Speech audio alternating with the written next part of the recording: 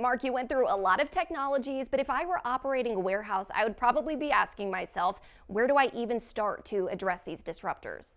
Yeah, there are a lot of technologies to consider, and that's really one of the reasons we put together our warehouse maturity model. And first and foremost, Zebra is really focused on worker and workflow optimization, and we work within the automation. We help optimize and interact heavily with the automation. We help optimize and interact heavily with the warehouse management system, but our focus is really on the worker and workflow optimization.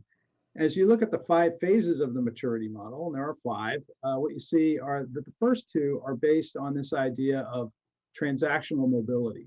And that means that the system of record, in this case, the WMS or warehouse management system, is really interacting with the workers sporadically at different points in the process with a scan or a key press or something like that. And so it's getting these glimpses of reality. As we move over to the right, we see sensor-driven systems, and these systems provide constant visibility to the physical processes, and it's truly real time. So these are always on, they're always monitoring the work, they're always confirming it. All right, Mark, I have to stop you there because you mentioned real-time data. Isn't that something that manufacturers are already operating on? Well, that's a great point, and we do have to think differently about real time because for many years, if I scan something and the WMS responded in less than a second, we consider that to be a real-time WMS.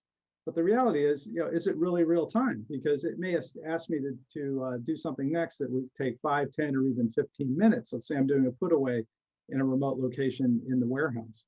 And during that time, it has no visibility as to what's going on. So did I take the optimum path? Was I impeded by congestion? Was there a safety concern? No information about that whatsoever. So what we want to be able to do is leverage systems that can, through constant visibility, provide a better operational result. All right, that makes sense. So can we go through the model? Take us through each one of these phases, Mark. Sure. Let's look at phase one. So within the paradigm, let's say, of transactional mobility in phase one, this is typically for a smaller or less complex operation, and the priority is really getting control of the operations. So that's basically directing and confirming each material move through the facility with really a desire to minimize technical complexity and systems complexity. Moving on to phase two, we're still in that paradigm of transactional mobility, but here we have a more complex operation. It might be multiple facilities or high volume, what have you. And the priority here is really to dial in and look at each specific workflow and optimize the use of technology for that particular use case within the warehouse, and they'll get a good return on that.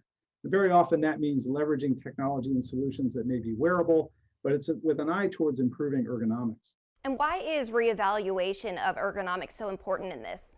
Sure. So ergonomics is about matching the technology to the physical work that needs to be done. And by doing that, we're going to minimize the amount of effort required by the worker. We're going to enable them to focus more on getting the job done and less on the technology.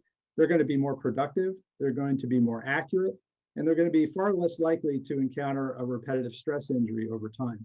So solutions like voice, wearable display, these are going to deliver better results.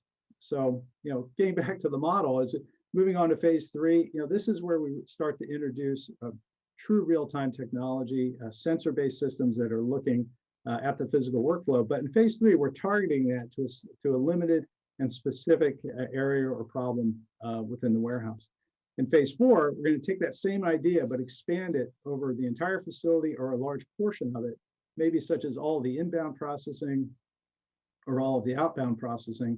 And then phase five, again, we build on that constant visibility with artificial intelligence and machine learning to build solutions that are truly adaptive and predictive for the operation. All right, now we have the full picture, but how do Zebra products and solutions fit into this phase? In phase one, we typically see the use of handheld mobile computers, handheld scanners, fixed printers. And again, the customers, they prefer IT consistency and simplicity over a workflow specific solution.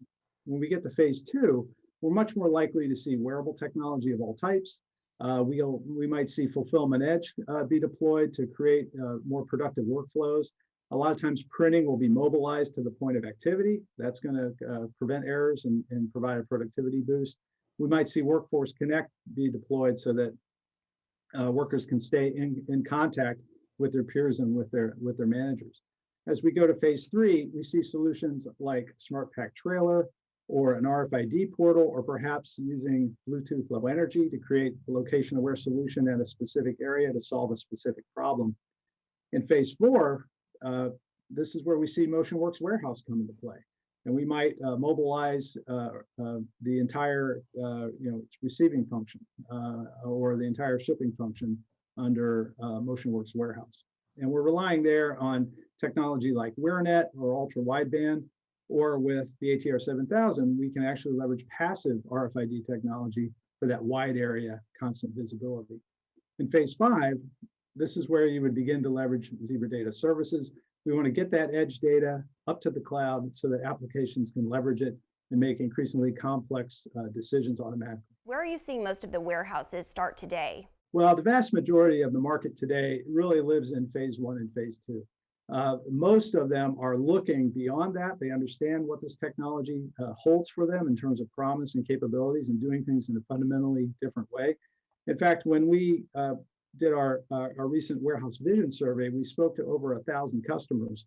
And a key question, we asked them, what are the key performance indicators that are important to you to accomplish your goals in the warehouse? And we asked them, to answer that question for today, as well as for the future, 5 years out. And what we found is that the current operations, which are phase one, phase two, the focus is really on individual worker productivity and the team productivity. So it's human-centric, transactional mobility focused.